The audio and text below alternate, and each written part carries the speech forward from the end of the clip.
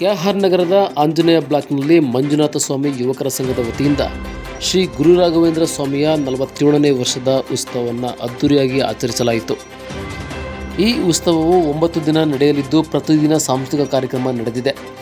ಅಷ್ಟೇ ಅಲ್ಲದೆ ಭಕ್ತಾದಿಗಳು ಸಾವಿರಾರು ಸಂಖ್ಯೆಯಲ್ಲಿ ಆಗಮಿಸಿ ದರ್ಶನವನ್ನು ಪಡೆದರು.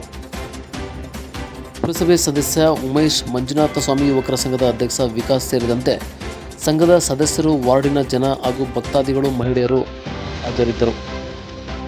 ಆರ್ಜಿ ನ್ಯೂಸ್ ಜೊತೆ ಬಸವರಾಜು, ಸಾಲಿಗ್ರಾಮ.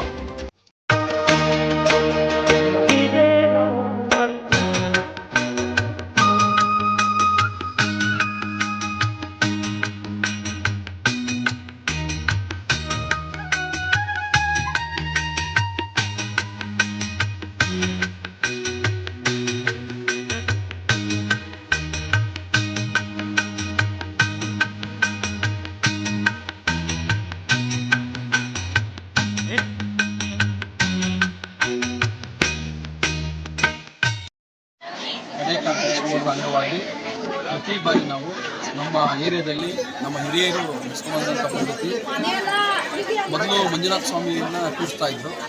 ನಂತರದಲ್ಲಿ ವೀರೇಂದ್ರ ಹೆಗ್ಡೆಯವರ ಮಾರ್ಗದರ್ಶನದಲ್ಲಿ ರಾಘವೇಂದ್ರ ಸ್ವಾಮಿಯವರನ್ನ ಕೂರಿಸುವಂಥ ಪ್ರಯತ್ನವನ್ನು ನಮ್ಮ ಹಿರಿಯರು ಮಾಡಿದರು. ಅದೇ ರೀತಿ ನಮ್ಮ ಯುವಕರು ಕಳೆದ 47 ವರ್ಷಗಳಿಂದ ಸತತವಾಗಿ ನಾವು ಈ ಕಾರ್ಯಕ್ರಮವನ್ನು ನಡೆಸ್ಕೊಳ್ತಾ ಇದ್ದೀವಿ. ಕೋವಿಡ್ ಸಂದರ್ಭದಲ್ಲೂ ಕೂಡ ನಮ್ಮ ಗುರು ರಾಘವೇಂದ್ರ ಅವರ ಆರಾಧನೆಯನ್ನು ನಾವು ತಪ್ಪಿಸಿಲ್ಲ. ಇಲ್ಲಿ ರಾಮ ಮಂದಿರದಲ್ಲಿ ಕೂರಿಸಿ ನಾವು ಆರಾಧನೆಯನ್ನು ಮಾಡಿ ಕಾರ್ಯಕ್ರಮವನ್ನು ಮಾಡಿದ್ದೀವಿ. ಅದೇ ರೀತಿ ಈ ವರ್ಷವೂ ಕೂಡ 47ನೇ ವರ್ಷದ ಅಂಗವಾಗಿ ಇವತ್ತು 8ನೇ ದಿನದ ಕಾರ್ಯಕ್ರಮ ಇದೆ.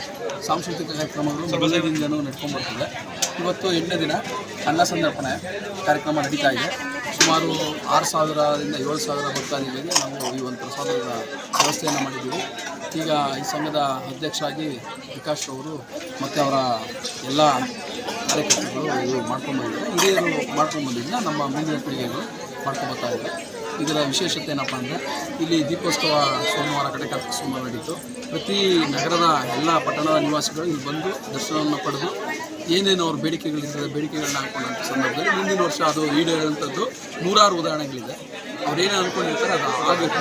ಆಗ ಬಂದು ಇಲ್ಲಿಗೆ ನಮ್ಮ ಪ್ರಸಾದಕ್ಕೆ ಏನು ಕೊಡ್ಬೋದು ಅವರು ನಾವು ಕೇಳದಿದ್ರು ಕೂಡ ಅವರೇ ತಲುಪಿಸೋಂಥ ಕೆಲಸವನ್ನು ಮಾಡ್ಕೊಂಡ್ಬಂದಿದ್ದಾರೆ. ನಮ್ಮ ಹಿರಿಯರ ಮಾರ್ಗದರ್ಶನ ನಾವು ಮಾಡ್ಕೊಂಡ್ಬರ್ತಾ ಇದ್ದೀವಿ. ಈಗ ವಿಕ್ಕಿ ಮತ್ತು ಅವರ ಎಲ್ಲ ಹುಡುಗರು ರಾಘು, ಅವಿನಾಶ್, ಗುಪ್ತ, ಸಂಘ, ರಾಕಿ ಈ ಥರ ಒಂದು 100 ಜನ ಹುಡುಗರು ಅವ್ರ ಜೊತೆ ಕೈ ಜೋಡಿಸ್ಕೊಂಡು ಕೆಲಸವನ್ನು ಮಾಡ್ತಾರೆ.